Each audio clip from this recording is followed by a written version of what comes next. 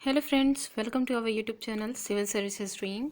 तो फ्रेंड्स, आज की इस वीडियो में हम लोग यूपीपीसीएस 2021 की टेस्ट सीरीज़ में टेस्ट 72 सॉल्व करेंगे और इसमें हम हिस्ट्री के कुछ इंपॉर्टेंट क्वेश्चंस हैं उन्हें डिस्कस करेंगे। तो आइए स्टार्ट करते हैं। क्वेश्चन नंबर 1 में देखिए, इसमें भारत में धार्मिक इतिहास के संदर्भ में निम्नलिखित कथनों पर विचार कीजिए। दो यहाँ पे कथन दिए गए हैं जिनके आधार पर हमें देखना है कि भारत में धार्मिक इतिहास क्या था। पहला है, सौत्रांतिक और सम्मितीय जैन मत के संप्रदाय थे। सर्वास्तिवादियों की मान्यता थी कि दृग्विषय यानी फिनोमिना के अवयव पूर्णतः क्षणिक नहीं हैं। ठीक है, वो मतलब जल्दी फिनिश हो जाने वाले नहीं हैं, अपितु अव्यक्त रूप से सदैव विद्यमान रहते हैं। उपर्युक्त कथनों में से कौन सा या से सही है या है? केवल एक सही है, केवल दो सही है, एक और दो दोनों सही है, ना तो एक ना ही दो सही है। क्वेश्चन 1 का करेक्ट आंसर है ऑप्शन बी, केवल दो सही है। इसे एक बार देख लेते हैं। देखिए, पहले में कहा गया है सौत्रांतिक और सम्मितीय जैन मत के संप्रदाय हैं। ये दोनों जो है जैन मत के संप्रदाय कहा गया है, ये बिल्कुल गलत है। जैन मत के नहीं बल्कि ये दोनों ही बौद्ध मत के संप्रदाय हैं। ठीक है, तो पहला वाला तो गलत हो गया। दूसरे वाले में है, सर्वस्तिवादियों की मान्यता थी कि दृग्विषय के अवयव पूर्णतः क्षणिक नहीं है। सर्वस्तिवादी कौन होते हैं? सर्वस्तिवादी जो होते हैं वो सर्वम अर्थात सभी तत्व, जो सभी तत्वों को धारण करें या स्वीकार करें हर दौर में।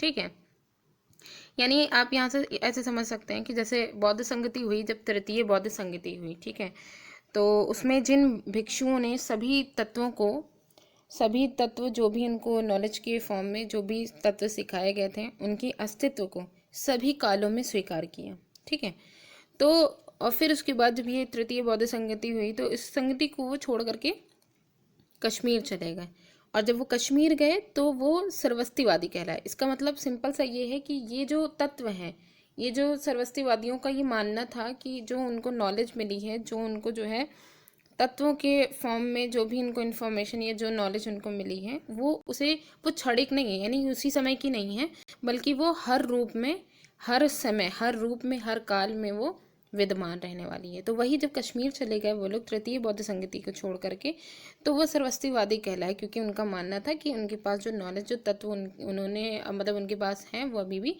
मौजूद हैं। तभी तो उन्हीं के द्वारा ही जब कनिष्क का जब काल आया तो चौथी बौद्ध संगति आई, जो कि कश्मीर में ही, मतलब ये चौथी बौद्ध संगति हुई। ठीक है, और वो सर्वस्तिवादियों के द्वारा ही आयोजित की गई, और फिर उसके बाद इसका प्रभाव पूरे विश्व में अधिकतर जो है क्षेत्रों में इसका प्रभाव हुआ। तो ये था सेकेंड वाला, बिल्कुल सही है, इसलिए केवल दो ऑप्शन सही है। ठीक है, नेक्स्ट क्वेश्चन, क्वेश्चन नंबर 2। इसमें है, बौद्ध धर्म के विषय में कौन सा कथन सही है? 3 कथन दिए गए हैं बौद्ध धर्म के विषय में। बौद्ध यानी महात्मा बुद्ध, उसने वर्ण एवं जाति को अस्वीकार किया। उसने ब्राह्मण वर्ग की सर्वोच्च सामाजिक कोटि को चुनौती दी। उसने कुछ एक शिल्पों को निम्न माना। नीचे दिए गए कूट से सही उत्तर चुनिए। 1 तथा 2, 2 तथा 3, 1, 2 तथा 3, उपरोक्त में से कोई नहीं। क्वेश्चन 2 का करेक्ट आंसर है ऑप्शन सी, 1, 2 तथा 3, तीनों ही स्टेटमेंट यहाँ पे सही है। तो एक बार देख लें।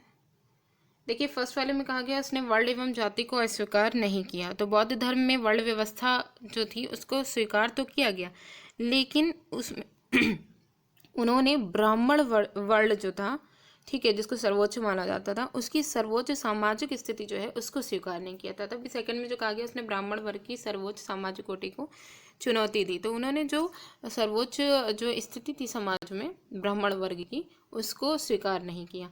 इसके अलावा बौद्ध धर्म में कुछ जो शिल्प थे उनको उन्होंने निम्न माना। ठीक है, तो तीनों ही स्टेटमेंट यहाँ पे सही हैं, तो ऑप्शन सी बिल्कुल करेक्ट है।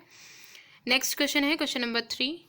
इसमें है, प्राचीन भारत के विश्वोत्पत्ति विषयक धारणाओं के अनुसार, प्राचीन भारत में जो विश्वोत्पत्ति विषयक धारणाएं चलती थीं उनके अनुसार 4 युगों के चक्र, 4 युग का जो पूरा एक चक्र चला, उसका क्रम बताना है कि पहले कौन आया, फिर कौन आया, फिर कौन आया, इस तरीके से। ठीक है, तो देखिए, द्वापर, कृत, त्रेता और कली।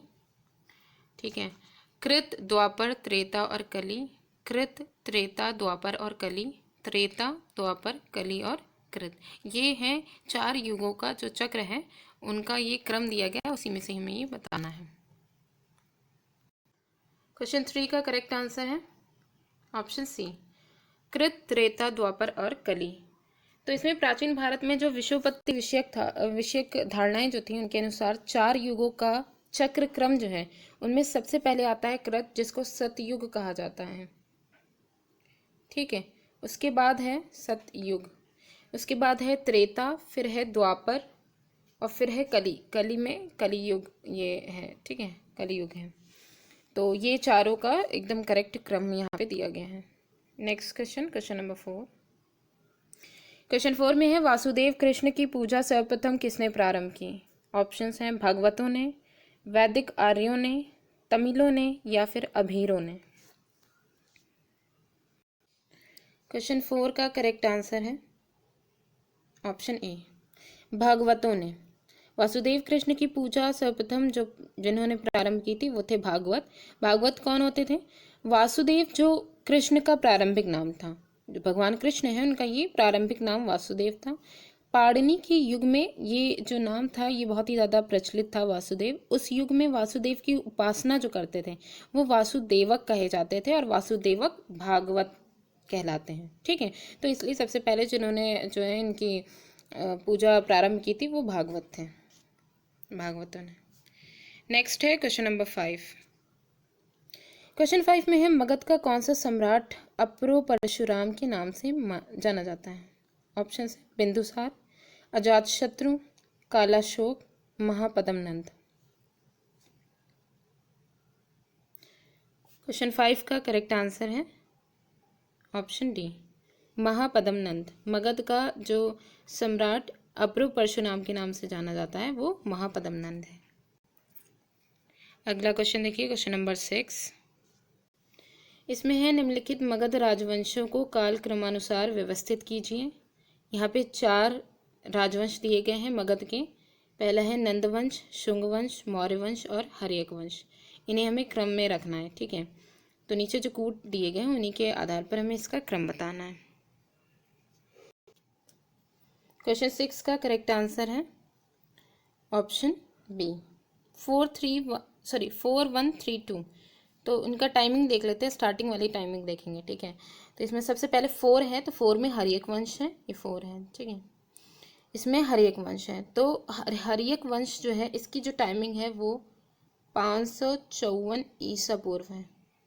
ठीक है, हर्यक वंश की 554 ईसा पूर्व से 292 ईसा पूर्व है। इसके बाद आता है पहला वाला नंदवंश। नंदवंश की जो टाइमिंग है वो 344 ईसा पूर्व है। ठीक है, फिर नंदवंश 344 ईसा पूर्व से 321 ईसा पूर्व तक के है इसकी टाइमिंग। और फिर मौर्य वंश का जो फिर मतलब तीसरा वाला आ जाता है। ठीक है, तो मौर्य वंश का शासनकाल कब से कब तक रहा है? 321 ईसा पूर्व से 184 ईसा पूर्व तक के है। उसके बाद लास्ट में आता है शुंगवंश। शुंगवंश की जो टाइमिंग है वो 185 ईसा पूर्व से 75 ईसा पूर्व। ठीक है, तो ईसा पूर्व में हम लोग जानते हैं जितना हम लोग पीछे जाते हैं उसका मतलब यही होता है, मतलब उल्टा चलता है सन। ठीक है, तो करेक्ट जो क्रम है वो ऑप्शन बी है, 4132। नेक्स्ट क्वेश्चन है क्वेश्चन नंबर 7। क्वेश्चन 7 में है, भारत में सिकंदर की सफलता निम्न कारणों से थी। 4 ऑप्शंस हैं। उस समय भारत में कोई केंद्रीय सत्ता नहीं थी, उसकी फौज बेहतर थी, उसे भारतीय शासकों से सहायता मिली, वह एक अच्छा प्रशासक था।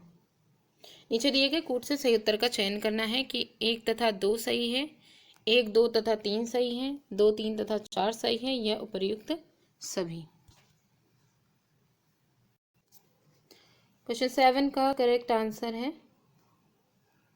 ऑप्शन ए, 1 तथा 2 सही है। तो इसमें देखिए पहले वाले में कहा गया उस समय भारत में कोई केंद्रीय सत्ता नहीं थी जब सिकंदर ने यहाँ पे आक्रमण किया था। ठीक है, तो सिकंदर के आक्रमण के समय में भारत के कई जो है छोटे छोटे मतलब टुकड़े थे, और कई छोटे छोटे राज्यों में ये विभक्त था और हर राज्य का एक जो है राजा होता था। ठीक है, तो इस वजह से कोई केंद्रीय सत्ता नहीं थी। ये भी एक इसको जो है आक्रमण में इसको सफलता दी। उसके बाद उसकी फौज बहुत बेहतर थी। बिल्कुल सही बात है ये भी। तो दोनों यहाँ पे स्टेटमेंट सही हैं। तीसरा गलत क्यों है? उसे भारतीय शासकों से सहायता मिली। उसे भारतीय शासकों से नहीं बल्कि देशद्रोही जो शासक थे, ठीक है, देशद्रोही जो शासक थे उनसे उसको सहायता मिली थी, तभी वो उसे सफलता यहाँ मिली। फिर वो एक अच्छा प्रशासक था, ये भी गलत है। तो करेक्ट आंसर है 1 तथा 2। नेक्स्ट है क्वेश्चन नंबर 8। क्वेश्चन 8 में है, निम्न में से किसने सेंड्रोकूट्स, चंद्रगुप्त मौर्य और सिकंदर महान की भेंट का उल्लेख किया है? ऑप्शंस हैं, पालिनी होना चाहिए, यहाँ प्लेनी है। ठीक है, फिर है जस्टिन, स्ट्रैबो, मेगास्थनीज। क्वेश्चन 8 का करेक्ट आंसर है ऑप्शन बी, जस्टिन। सेंड्रोकूट्स यानी चंद्रगुप्त मौर्य और सिकंदर महान की भेंट का जो उल्लेख किया है वो जस्टिन ने किया है। नेक्स्ट है क्वेश्चन नंबर 9। इसमें है, किस प्राचीन नगर के अवशेष कुम्भलहार स्थल से प्राप्त हुए हैं? ऑप्शंस हैं, वैशाली, पाटलिपुत्र, कपिलवस्तु और श्रावस्ती। क्वेश्चन 9 का करेक्ट आंसर है ऑप्शन बी, पाटलिपुत्र। प्राचीन नगर जो पाटलिपुत्र प्राचीन नगर है, इसके ही अवशेष कुम्भलहार स्थल से प्राप्त हुए हैं। लास्ट क्वेश्चन है क्वेश्चन नंबर 10। इसमें कथन और कारण दिया गया है। कथन में क्या कहा गया है? अशोक ने कलिंग को मौर्य साम्राज्य में जोड़ लिया था। ठीक है, कारण कहा गया है, कलिंग दक्षिण भारत को जाने वाली भारतीय विभागों में जाने वाले स्थलीय एवं समुद्री मार्गों को नियंत्रित करता था। दक्षिण भारत के जो भारतीय विभाग थे उनमें जाने वाले जो स्थलीय और समुद्री मार्ग थे उनको जो है ये नियंत्रण करता था कलिंग। ठीक है, तो ये इसका हमें सही उत्तर का चुनाव करना है। नीचे दिए गए जो कूट हैं, तो पहले देखिए ए और आर दोनों सही हैं और आर ए का सही स्पष्टीकरण है। ए और आर दोनों सही हैं और आर ए का सही स्पष्टीकरण नहीं है। ए सही है परंतु आर गलत है, ए गलत है परंतु आर सही है। क्वेश्चन 10 का करेक्ट आंसर है ऑप्शन ए और आर दोनों सही है और आर ए का सही स्पष्टीकरण है। तो आइए एक बार देख लेते हैं इसमें क्या चीज़ है। कथन में कहा गया अशोक ने कलिंग को मौर्य साम्राज्य में जोड़ लिया और ये कारण इसका दिया गया है कि कलिंग दक्षिण भारत को जाने वाली जो दक्षिण भारत में भारतीय विभागों में जाने वाली जो स्थलीय समुद्री मार्ग है उनको नियंत्रित करता है।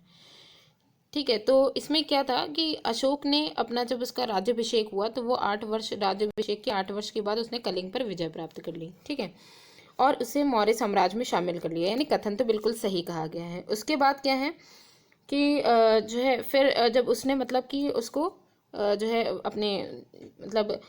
अपने जो साम्राज्य था मौर्य साम्राज्य उसमें उसने शामिल कर लिया, तो उसका रीज़न ये था कि दक्षिण के साथ सीधे संपर्क के लिए समुद्री और जो स्थल मार्ग थे वो मौर्यों का नियंत्रण उसके लिए आवश्यक था कि ताकि वो दक्षिण वाला जो क्षेत्र है उससे वो संपर्क कर सकें।